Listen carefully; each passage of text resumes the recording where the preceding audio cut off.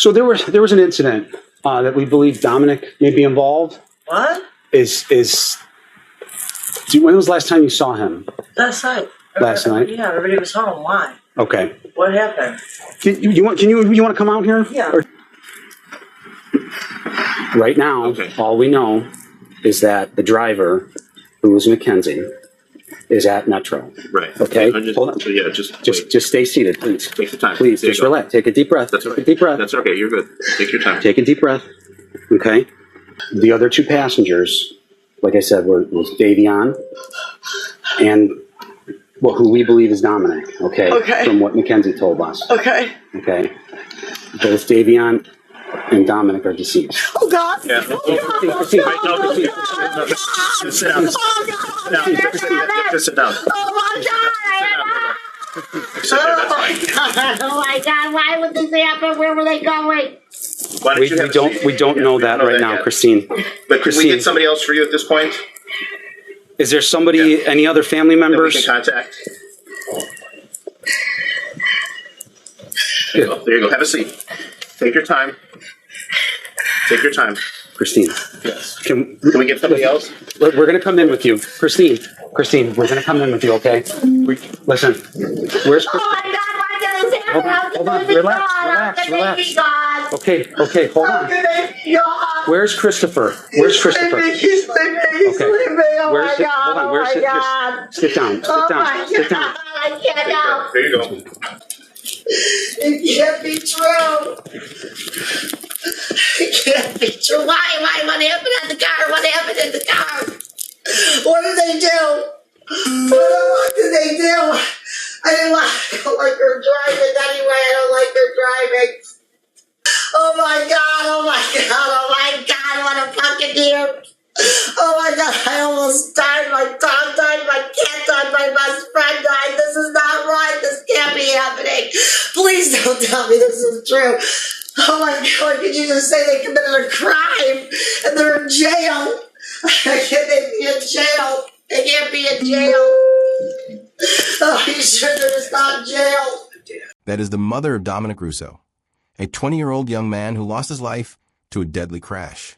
The crash was orchestrated by a jealous, angry, and manipulative girlfriend. She killed him, not by accident, not in a moment of panic, not under the influence. She killed them, and the car never even slowed down.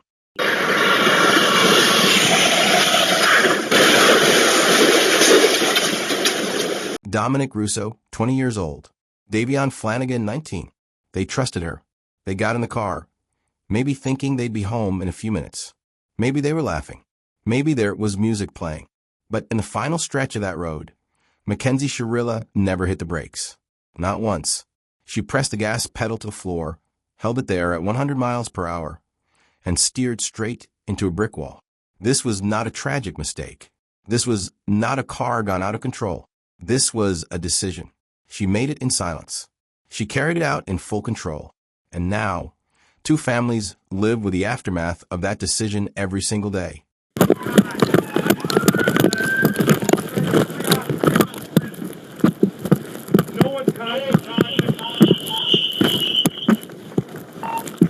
No one's breathing. Bust that window out. All right.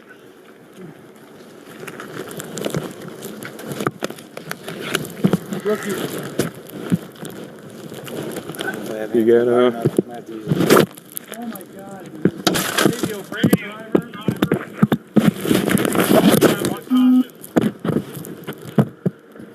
I copy. Radio, extract, all three. Come here. Pull him the plates. Let him pull it in. Oh my God. Can you see her breathing? She's breathing. Her head's wedged. Dominic Russo's mother stood in court and faced the girl who took her son from her. She spoke through tears about the last time she saw him, about how he was trying to leave Mackenzie, how he told her the relationship was toxic, how he was trying to move on, and how she, Mackenzie, refused to let him go. She didn't just kill her boyfriend. She killed her best friend too. And in that moment, she killed everything their mothers ever dreamed of him. She stole him from me, Dominic's mother said. She was a demonic force in his life. I didn't get to say goodbye. I didn't get to hold my son one last time. She buried her child and watched the girl who killed him walk into the courtroom with clean clothes, a lawyer, and the chance to start over in 15 years. When police finally arrested Mackenzie Shirilla for murder, she didn't ask why. She didn't cry. She didn't even ask about the boys she killed. She asked about her bracelet. "Can you not break my bracelet?" she said softly. Well, taking this one off so it doesn't break the bracelet, please. You got it. You got it. Do you want my cuffs? No. Thank you. You got it. Okay, just keep your hands right here.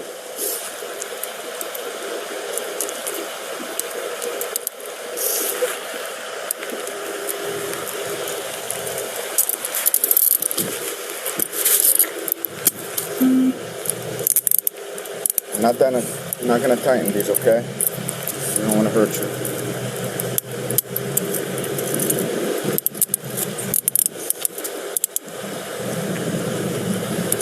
You good? Are they good?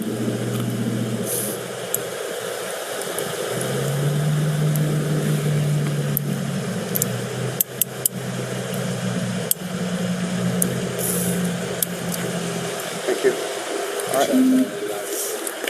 This screws are right here. Actually, he took her out of the car and we did not. Okay. Do you have anything I didn't find? Pockets, anything like that? We're in pockets, but this is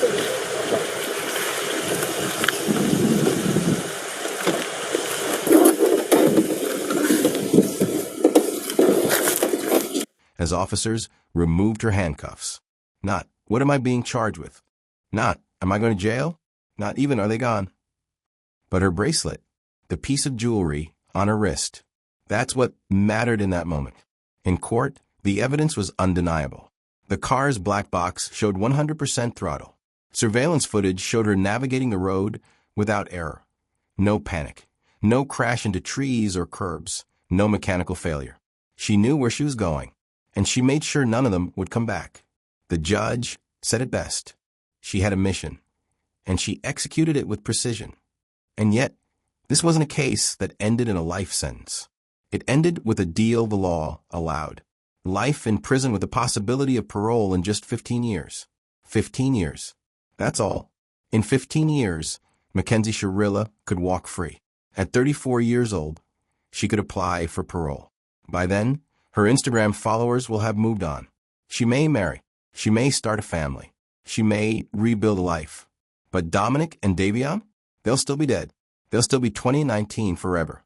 They don't get parole. They don't get appeals. They don't get second chances. What is justice when two lives are exchanged for 15 years? What does it say about our system when the cost of murder is little more than a long pause in a young woman's life? What happens when someone kills not in anger, but in silence? Not in chaos, but in full control? Is 15 years behind bars enough for a decision that shattered two families? Or is this a case of justice diluted, wrapped in politeness, signed in legal ink, delivered with no real accountability? People are asking hard questions. Would a young man who drove his girlfriend and her friend into a wall be walking out of prison in 15 years? Would we be talking about second chances? Or would we be talking about life without parole? The questions linger long after the courtroom doors close. This case wasn't just about a crash. It was about control, about obsession, about the quiet, invisible signs that something darker was unfolding until it was too late. And now, the question that hangs over this entire story, the one that no court could answer, no mother could understand, no video could explain. If she cared so much about a bracelet, did she ever care at all about them? Is it just kids being kids? Is it Dominic grabbing the steering wheel? Is it Mackenzie maybe speeding and say, "Oh my God, dark out, it's late, I'm coming up to this, I better do something," and she goes like that to avoid an accident, not acting purposely, but in fact trying to avoid it? Is it sudden acceleration, panic? Those are all possibilities. We are really never going to know what happened in that car, much less prove by evidence beyond a reasonable doubt that she purposely drove that car. Purposely. It has to be established that at the time in question, there was present in the mind of Mackenzie a specific intent to cause the death of her boyfriend, Dominic Russo, and her friend, Davion. It started like any other quiet Sunday morning, July 31st, 2022, Strongsville, Ohio. But as dawn crept across the quiet suburbs, something horrifying was already in motion. A silver Toyota Camry was speeding down a dead-end industrial road, its engine screaming louder than the world around it. Inside that car were 3 lives, 3 stories, and within seconds, only one would remain. Why was a 17-year-old girl behind the wheel at over 100 miles per hour? Why were Dominic Russo and Davion Flanagan, 2 young men with their whole futures ahead of them, riding with her in the final moments of their lives?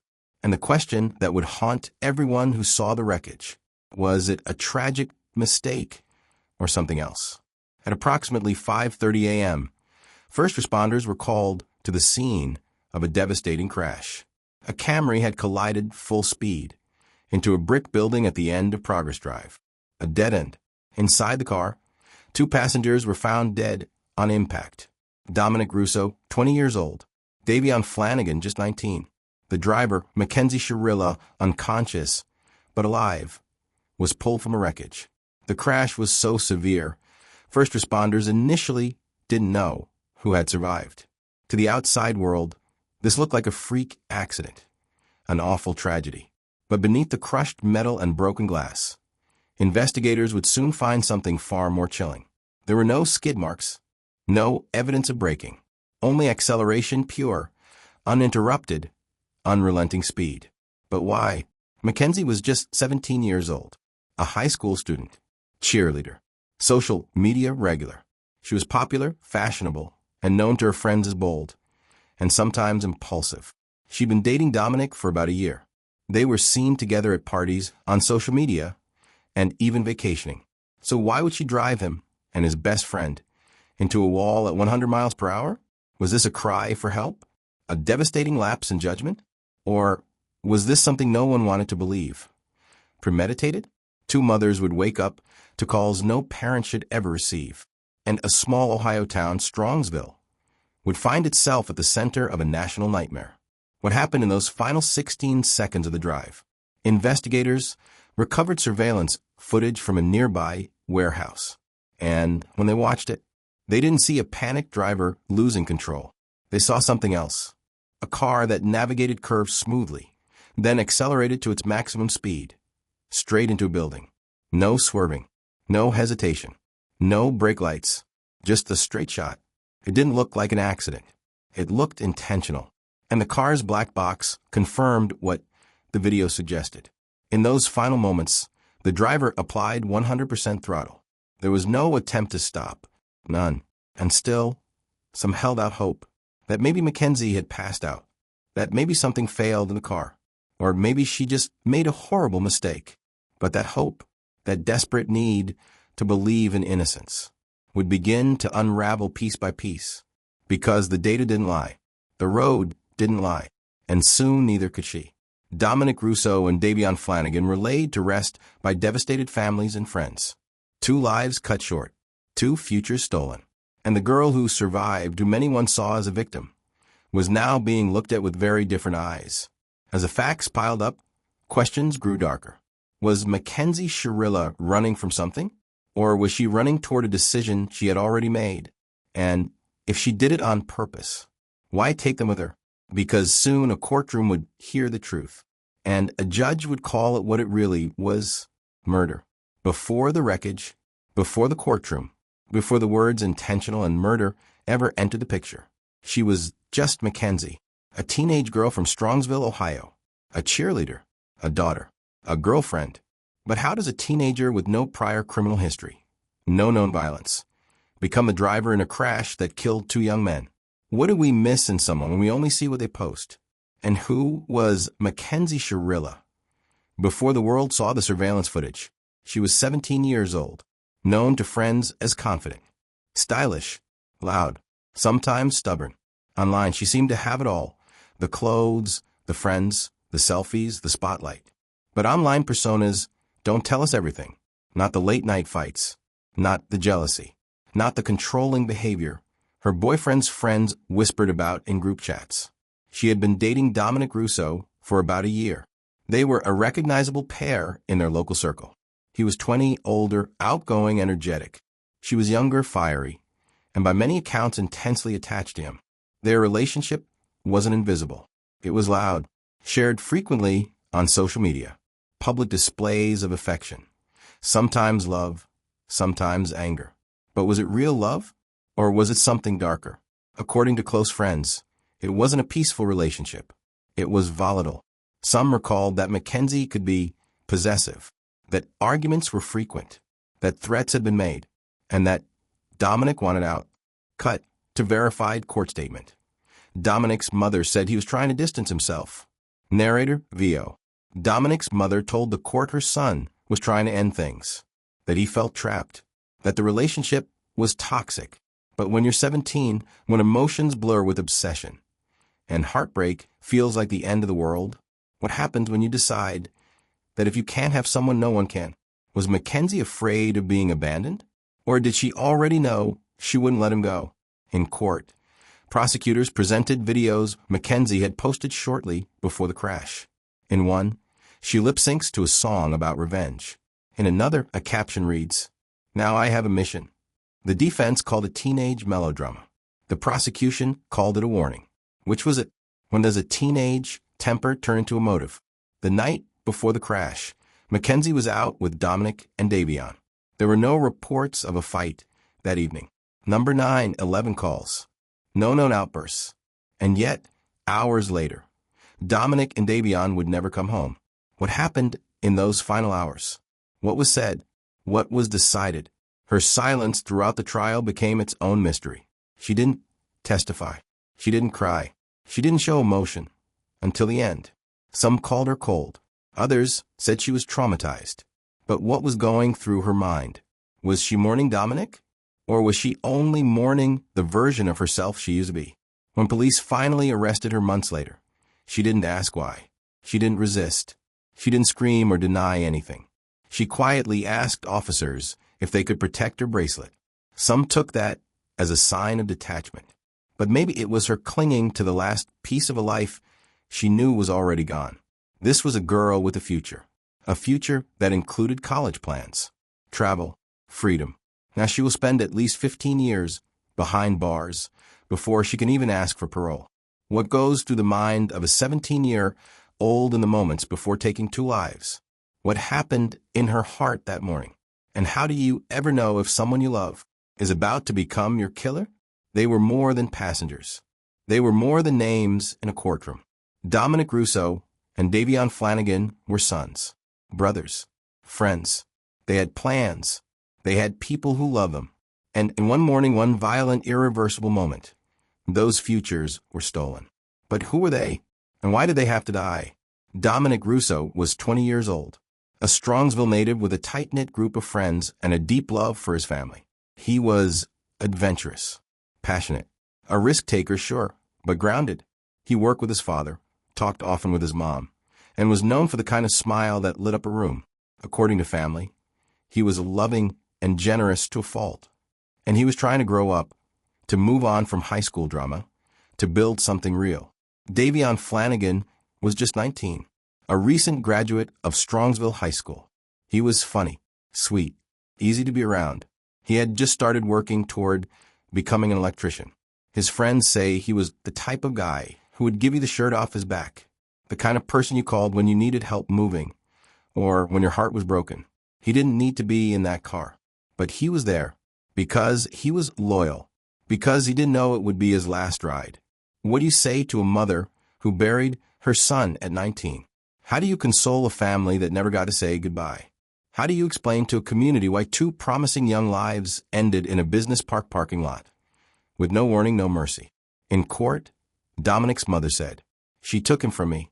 I never got to hug him again. I never got to tell him I loved him one last time." She called Mackenzie a demonic force. Others in the courtroom said you could hear her pain in every word. And Davion's family? They sat in silence, grief-stricken, empty, still trying to make sense of a world that took their son away in an instant. The crash didn't just end 2 lives. It sent shockwaves through Strongsville. 2 funerals, 2 closed caskets.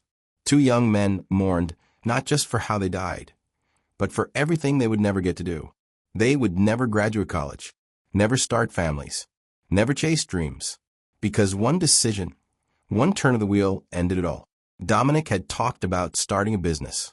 He wanted to work in construction and build something of his own.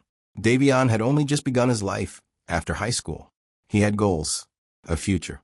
He had just been accepted into a trade program. Now, their stories are told in past tense, but they shouldn't be.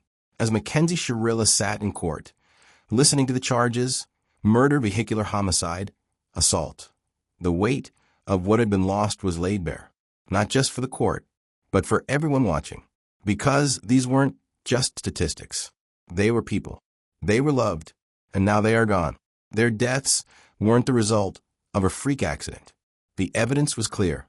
The crash wasn't caused by weather, or a mechanical failure, or distraction.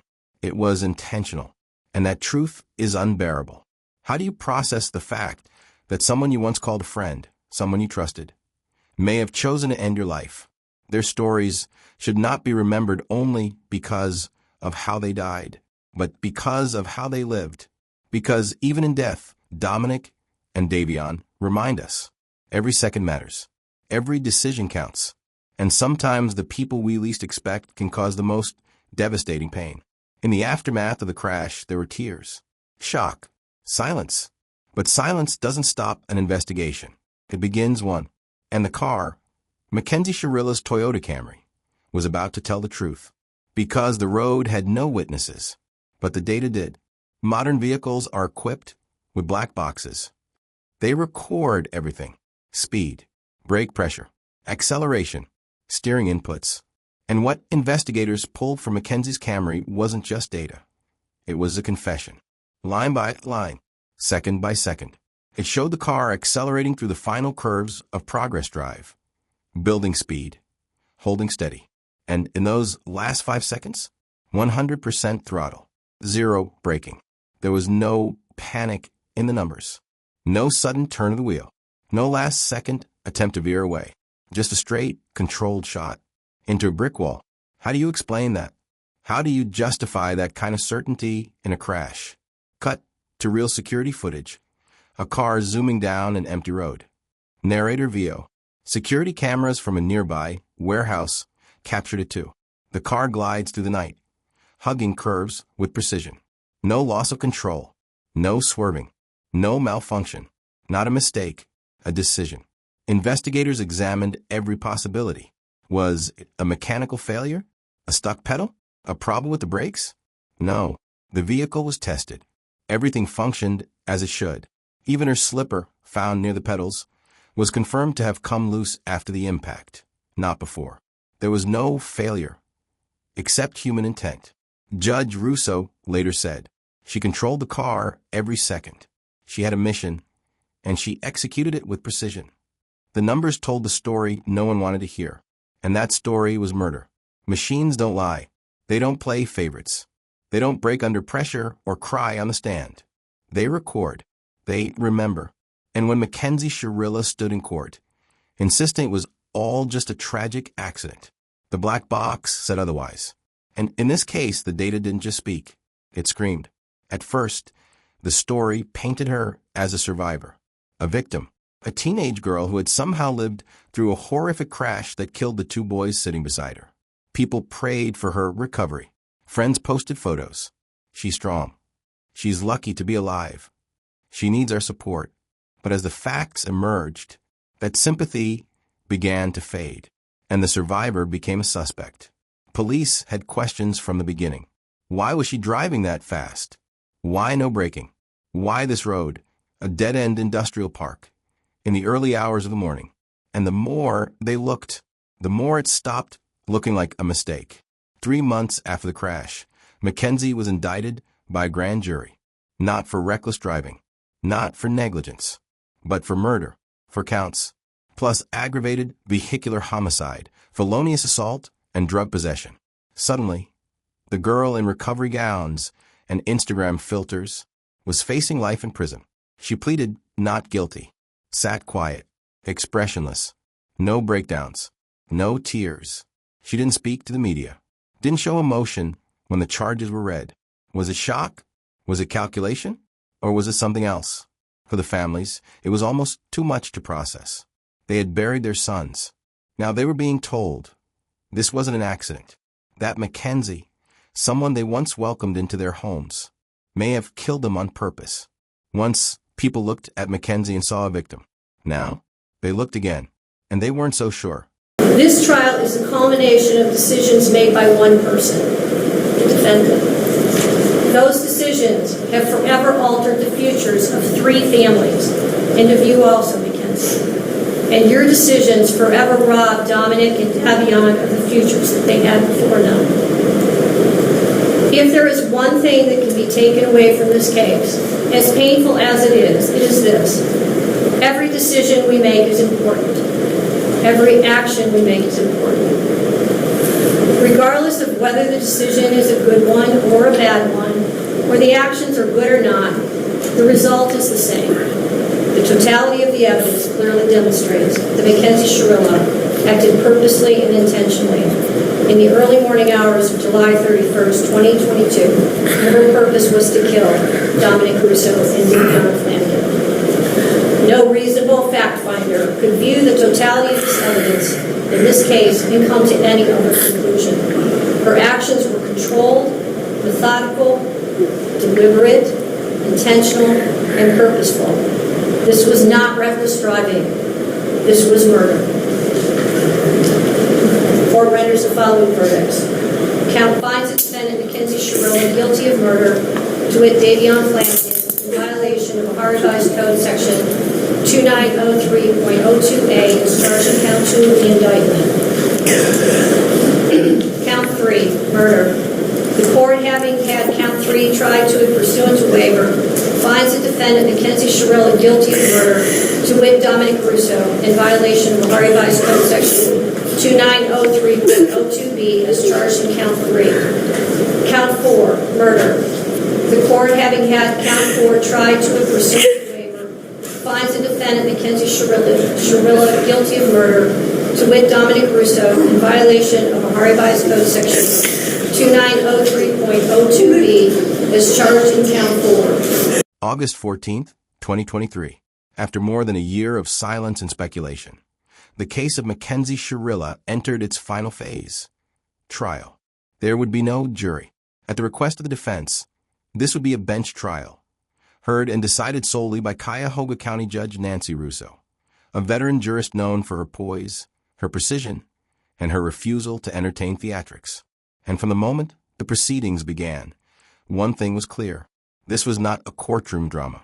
This was a murder case, built on data, video, and motive. Mackenzie Shirilla entered the courtroom without cuffs. She wore business casual clothing, her expression blank, her posture rigid. To the public, she still looked like a teenager.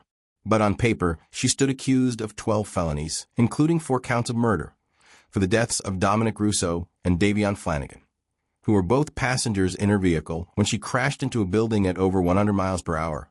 The prosecution led with science. Crash reconstruction experts testified that Shirilla had full control of the car in the final stretch before impact. They walked the court through surveillance video, which showed her car maneuvering curves at high speed. No swerving, no loss of traction. The vehicle's event data recorder revealed 100% throttle in the final moments. No brakes, no deceleration. This was not a skid. It was a launch, a deliberate trajectory toward a wall. The defense countered with ambiguity. They argued that Mackenzie had no reason to kill Dominic or Davion, that she had no history of violence, and no clear motive. They suggested she might have blacked out, experienced a medical episode, or simply lost control. They pointed to her serious injuries, her trauma, as evidence that she, too, was a victim. But the judge wasn't swayed by speculation. Judge Russo reviewed the evidence with surgical precision. She asked technical questions, pressed for details, and in the courtroom, where emotions ran high and silence often said more than words, The facts told story. One that was far more intentional than accidental. No tears. No testimony. Mackenzie Shirilla never took the stand. She never answered the question at the heart of the trial. Why?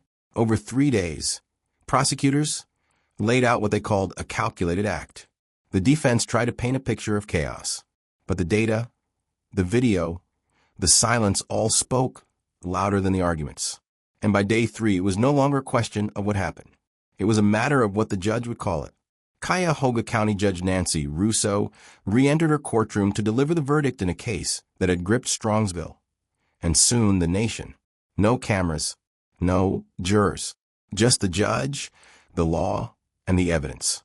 After 3 days of testimony, data analysis, and silent stares, Judge Russo addressed the courtroom with her decision. Guilty. On all counts. The words landed like a thunderclap. Mackenzie Shirilla, once described as a heartbroken survivor, was now by legal definition a murderer. Guilty of 2 counts of murder. Guilty of 2 counts of aggravated vehicular homicide. Guilty of 4 counts of felonious assault, plus drug possession and related charges. The judge called the crash controlled, intentional, and most chilling of all, mission-driven. She had a mission, Judge Russo said, and she executed it with precision. Those words would define the case from that point forward. Mackenzie Shirilla showed little visible reaction as the guilty verdicts echoed through the room. No outburst. No plea. Only silence. Behind her, family members sat frozen, some in tears, others in disbelief. In the gallery, Dominic Russo's and Davion Flanagan families gripped tissues, held hands, and waited for the next blow, sentencing. For them, the verdict was justice, but not relief. Nothing could return their sons, not even a life sentence. But now, the legal system had named what they already knew in their hearts. This wasn't a crash. It was a choice. In her statement, Judge Russo cited key points. The 100% throttle with no braking. The surveillance video showing precise navigation into a dead end. The lack of mechanical failure. The absence of remorse or explanation. This was, in her words, not reckless. It was murder. The trial was over. The verdict delivered. The label sealed. But a question remained, one that lingered unanswered in every corner of that courtroom. If Mackenzie Shirilla truly had a mission, what was it? And why did it cost 2 young men their lives? After the verdict was read, the courtroom shifted from judgment to punishment. Mackenzie Shirilla, now legally guilty of murder, stood before Judge Nancy Russo once more. Only this time, it wasn't about facts or data. It was about consequence, and about how long she would spend behind bars. The prosecution pushed for the maximum sentence. Life in prison with no eligibility for parole for 30 years. The defense pleaded for leniency. They argued that Mackenzie was still just a teenager when the crash occurred, that her age, lack of criminal history, and the emotional trauma she would carry for life were mitigating factors. But Judge Russo saw it differently. Yes, she was young, but she was also in control. And in the eyes of the law, age does not erase intent. The sentence was clear. 2 concurrent life sentences, with a possibility of parole after 15 years. It was the minimum allowed under Ohio law for 2 counts of murder. 15 years before Mackenzie Shirilla could request to walk free again. For the victims' families, the sentence brought closure, but not peace. Dominic's mother gave a heartbreaking victim impact statement, her voice shaking, her grief still raw. She told the court her son had wanted to leave Mackenzie, that he had feared her behavior, that she had stalked him, manipulated him, and ultimately killed him. She took everything from us, she said. She took my son, my future, my peace. Davion Flanagan family chose not to speak publicly, but their silence said enough. Mackenzie addressed the court before sentencing. In a quiet, trembling voice, she said, "I'm so deeply sorry. I love Dominic and Davion. I think about them every day." But there were no specifics. No explanation. No why. Judge Russo acknowledged her words, but remained unmoved. She reaffirmed her stance. This was not reckless driving. This was murder. Mackenzie Shirilla was taken into custody that same day. She's now serving her sentence at the Northeast Reintegration Center, a women's correctional facility in Ohio. She will be eligible for parole in 2038, when she will be 34 years old. But whether she is ever released will depend on far more than time served. It will depend on the answers she's never given, and the remorse the court never fully saw. It was the video that reignited public outrage. Months after her sentencing, previously unreleased bodycam footage of Mackenzie Shirilla's July 2022 arrest surfaced. The footage showed something far from dramatic. No screaming, no protesting, no confusion about what was happening. But it was what Mackenzie did say, what she focused on, that left viewers stunned. That sentence. 7 words. Can you not break my bracelet? It wasn't defiance. It wasn't panic. It was casual, spoken as if she were worried about a piece of jewelry rather than the life-altering charges about to be read to her. The clip, first reported by People magazine and New York Post, quickly went viral, fueling an already volatile public debate. Was this a sign of detachment? Was it a coping mechanism? Or did it reflect something colder? A lack of remorse? Critics didn't hold back. Social media erupted, with many questioning how someone could show so little emotional awareness while being arrested for murder. The footage didn't show her asking why she was being arrested. It didn't show her asking about the victims. It showed her asking to protect a bracelet. Legal experts were divided. Some argued that the moment was being overanalyzed, that trauma manifests in strange, unexpected ways. Others said it was part of a broader pattern of emotional disconnect that had been observed throughout her trial. A consistent absence of visible remorse, a focus on self, and a silence where so many wanted answers. This wasn't the first time Mackenzie's demeanor drew attention. Throughout the trial, she rarely showed emotion. She never took the stand. She never explained her actions. Not to the judge, not to the families, not to the public.